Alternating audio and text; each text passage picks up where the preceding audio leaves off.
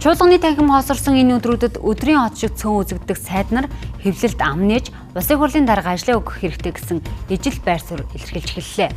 Харин энэ үед сөрөг хүчнийхэн эрх баригч намын өшгөний арын зодоонд хөгжөөн дэмжигчээр суухаар явсан бололтой төрийн ордон эзгүй байлаа.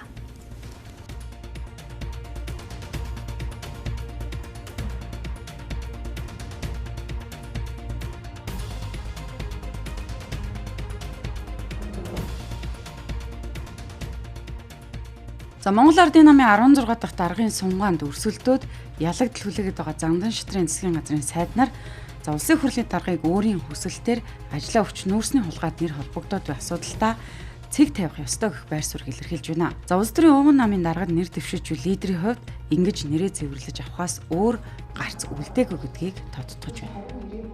Нэгэн тийм ойлголт бий болчлоо. Нүүрсний хулгайтай холбогдож байна гэдэг.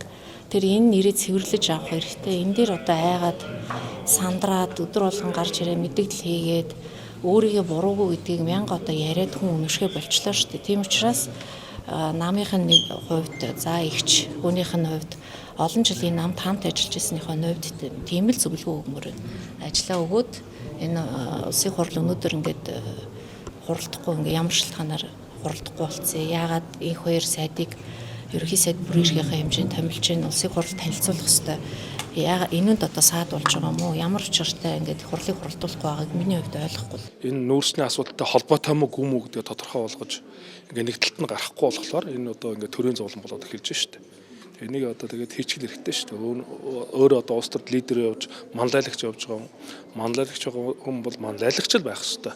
Тэгээ шалгуулаад ажлаасаа түтгэлж байгаа тэгээ шалгуулаад холбоогүй гэдгээ гараад ирэх юм ямар нэг асуудал байхгүй гэж ойлгож байна. Тийм л. За энэ мэд Зандан шитрийн засгийн газрын сайд нар хэвлэлд яриа өгч улсын хурлын даргын өндөр албан тушаал хашиж буй хүн томоохон хулгай авилгын хэрэгт нэр холбогдсон ноцтой асуудал үүсэж байгаа энэ үед өөрийн хүсэлтээр ажлаа хүлээлгэж өгөх нь улс төрийн хувьд том манлайлал болно гэдгийг онцолж байсан юм а. Асуулт асуухаар нэр өгчөөд танхимаас